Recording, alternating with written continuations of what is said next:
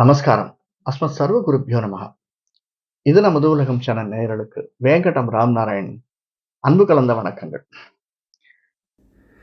நம்பிக்கையிலேயே வாழ்க்கையை ஓட்டி கொண்டிருக்கக்கூடிய கடகராசி அன்பர்களே, நண்பர்களே, நிச்சயமாக எதிர்வரக்கூடிய குரோதி வருஷம் ஐப்பசி மாதம் 17/10/2024 பௌர்ணமி திதியில் ரேவதி நட்சத்திரத்தில் புதன் தசையில் ஆரம்பிக்கக்கூடிய இந்த மாதம், எதிர்வரக்கூடிய சூரிய பயிற்சி நமக்கு அருளக்கூடிய இந்த மாதம் எப்படி இருக்கும்? நம்மளுக்கு 12 இருந்த செவ்வாய் முதல் வாரத்தில் நமக்கு, அதாவது கடகத்திற்கு வருவதால், அதுவும் அந்த செவ்வாய் 12, 11, 10ஆம் வீட்டுக்குடையவன் கடகத்திற்கு வருகிறான். அது மட்டுமல்லாமல் நமக்கு 1, 2, 3, 4, 5ஆம் வீட்டுக்குடையவனும் அவனை, அந்த செவ்வாய் அந்த வீட்டில் சுக்கிரன் அமைந்து நமக்கு 11ஆம் லாபஸ்தானாதிபதியாக இருக்கக்கூடிய சுக்கிரன் அந்த வீட்டில் அமைந்திருப்பதால் நிச்சயமாக நாம் எடுக்கக்கூடிய ஒரு சின்ன விஷயம், அதாவது வீடு வாங்குவதோ, வீடு டிரான்ஸ்ஃபர் பண்ணுறதோ, அதாவது வீடு மாறுவதோ, டபுள் பெட்ரூம் ஃப்ளாட்டிலிருந்து ட்ரிபிள் பெட்ரூம் ஃப்ளாட்டுக்கு போகிறதோ, அந்த மாதிரி நிலம் சம்பந்தப்பட்ட முயற்சிகள் நாம் எடுப்பதோ, வாங்குவதோ, உரிமை கொள்ளுவதோ இந்த மாதம் நடப்பதற்கான சாத்தியக்கூறுகள் அதிகமாக அமைந்திருக்கிறது. 3ஆம் இடத்தில் இருக்கக்கூடிய கேது, 3, 7, 8, 9 இருக்கக்கூடிய ராகு, 9ஆம் இடத்தில் குருவினுடைய வீட்டில் இருக்கக்கூடிய ராகு, அந்த குருவை பார்க்கக்கூடிய ராகு, குரு நமக்கு 11ஆம் இடத்திலிருந்து நம்மை வழிநடத்துகிறார். 11 லாபஸ்தானத்தில் இருந்தாலுமே ராகுவால் பார்க்கப்படுவதால் சில அலைச்சல்கள் அதிகமாக நமக்கு அமைந்திருக்கிறது.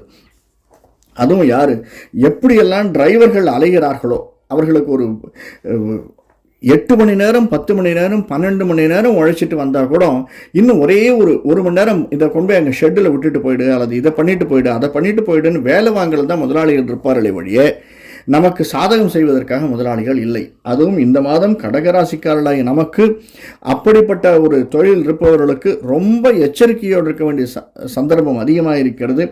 ஏன்னா 2ஆம் வீட்டுக்கு அதிபதியான சூரியன் 4ஆம் வீட்டில் புதனோடு சம்பந்தப்பட்டு, அதுவும் சுக்கிரன், அந்த சுக்கிரன் நமக்கு 5ஆம் வீட்டில் இருக்கான். அதனால நமக்கு ஏறக்குறைய நம்ம என்ன உழைக்கிறோமோ அந்த அளவுக்கு வருமானம் வரக்கூடியதாகத்தான் இந்த மாதம் அமைந்திருக்கிறது.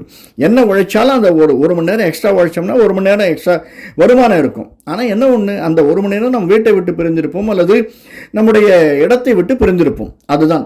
அதற்கடுத்து 5ஆம் இடத்தில் இருக்கக்கூடிய சுக்கிரன், குருவால் பார்க்கப்படக்கூடிய சுக்கிரன், சுக்கிரனுடைய வீட்டில் குரு இருக்கார், அவரால் பார்க்கப்படுகிறார். கிட்டத்தட்ட மாத இறுதியில் அந்த சுக்கிரன் நம்முடைய 6ஆம் வீட்டிற்கு போகிறார்.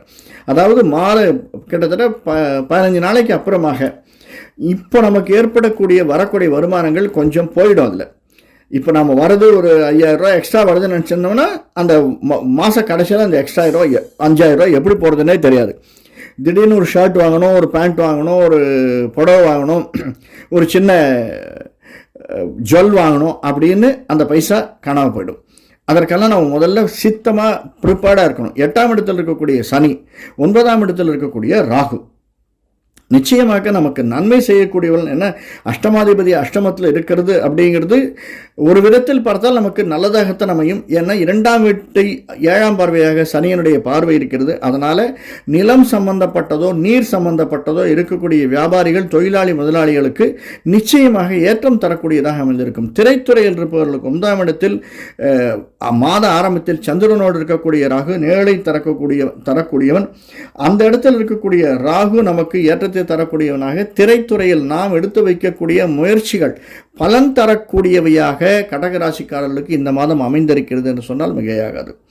லாபஸ்தானத்தில் இருக்கக்கூடிய குரு நமக்கு லாபத்தை தருவார். திடீரென்று ஒரு சின்ன அதிர்ஷ்டம் நமக்கு வருவதற்கான சாத்தியக்கூறுகள் இருக்குது. எதிர்பாராத இடத்திலிருந்து நம்முடைய சொந்தக்காரர்கள் வீட்டுக்கு வருவதற்கும், நம்மை தேடி வருவதற்கும், நம்மிடம் வந்து நிற்பதற்கும் சாத்தியக்கூறுகள் அதிகமாக இருக்குது. எல்லாத்தையும் நான் கோடி தான் காட்ட முடியும், நீங்கள் புரிஞ்சுக்கோங்க. இதற்கடுத்து நம்முடைய நண்பர்கள், இந்த பிஸ்னஸ் அப்படின்னு எடுக்கச்சே, இந்த பார்ட்னர்ஷிப் பிஸ்னஸில் கொஞ்சம் இந்த மாதம் இருக்க கடகராசிக்காரர்களுக்கு கொஞ்சம் எச்சரிக்கையாக இருப்பது, பிஸ்னஸ்லேயே சாதாரணமாகவே இந்த மாதம் கொஞ்சம் எச்சரிக்கையாக இருப்பது என்பது மிகவும் நல்லதாக அமைந்திருக்கிறது. சின்னத்திரை பெரிய தொழில் பார்த்துட்டோம். ஷேர்ஸில் போடுறவங்க கிட்டத்தட்ட 10ஆம் இடத்தில் செவ்வாய் நம்முடைய வீட்டில் பின்பாதையில் நம்ம கூட இருந்தாலுமே அது கொஞ்சம் வாலட்டைலாக தான் இருக்குது இந்த ஷேர்ஸு. 9ஆம் இடத்தில் ராகு இருப்பதும், 8ஆம் இடத்தில் சனி இருப்பதும், செவ்வாய் நமக்கு நம்முடைய வீட்டில் இருப்பதும் கொஞ்சம் ஷேர்ஸ் பிஸ்னஸில் போடுறவங்க, இன்வெஸ்ட்மெண்ட்டில் பண்ணுறவங்களே கொஞ்சம் யோசித்து ஒரு முறைக்கு இருமுறை யோஜனை செய்து அதில் ஈடுபடுவது என்பது மிகவும் நல்லது. வீட்டில் ஏதாவது செலவு வந்தது அப்படின்னா யோஜனை பண்ணாமல் இந்த செலவு பண்ணிவிடுங்க. நல்ல செலவு அதுவே வரச்சே பண்ணிவிடுங்க. உடல் உபாதைகள் தவிர்க்கப்படலாம். அப்படி நம்ம இதை இந்த மாதம் செலவு இல்லை, அடுத்த மாதம் பார்த்துக்கலான்னா அந்த செலவு நமக்கு உடல் உபாதைகள் மூலமாக அழிந்துவிடும். கிட்டத்தட்ட நமக்கு 3 ஷோல்டர் பெயின் வருவதற்கோ அல்லது மூட்டு வலி, அதனால் இன்னும் கொஞ்சம் அந்த மூட்டு வலி அந்த பெயின் அதிகமாகி அதற்கு செலவுகள் வைப்பதற்கோ, காது அடைத்து காது வழியாக ஏதாவது அதன் மூலியமாக செலவுகள் வைப்பதற்கு சாத்தியக்கூறுகள் அதிகமாக இருக்குது. அதை பார்த்து கொள்ளுங்கள். ஒரு நல்ல விஷயம், நாம் இந்த மாதம் நல்லபடியாக நமக்கு இஷ்ட தெய்வமான முருகனையும் அம்பாளையோ சென்று வணங்கி வருதல் நமக்கு ஏற்றத்தையும் மாற்றத்தையும் தரக்கூடும். யாருக்காவது டிரான்ஸ்ஃபர் கிடைக்கணும்னு நினச்சிங்கன்னா அவங்க அரசியல்வாதி யாரையாவது விரும்பினாங்கன்னா போய் பார்த்துட்டு வந்துடுங்க. அந்த அரசியல்வாதி நமக்கு நல்வை செய்வார். கொஞ்சம் பணம் வாங்கிப்பார், பரவாயில்ல, நமக்கு டிரான்ஸ்ஃபர் கிடைச்சிடும். ஆனால் அதே மாதிரி நமக்கு மனப்பிரச்சனை இருக்குது அப்படின்னா அந்த மனப்பிரச்சனைக்கு ஆன்மீகவாதிகளை இல்லை கோவில் சென்று நாம் அதை தீர்த்து கொள்வது மிகவும் மேன்மை தரக்கூடியதாக அமைந்திருக்கும். வேறொரு காணொலியில் சந்திப்போம். நன்றி, வணக்கம். நன்றி. இந்த காணொலி பிடிச்சிருந்ததுன்னா லைக் பண்ணுங்கள், சப்ஸ்கிரைப் பண்ணலாம் சப்ஸ்கிரைப் பண்ணுங்கள், ஷேர் பண்ணுங்கள். வணக்கம்.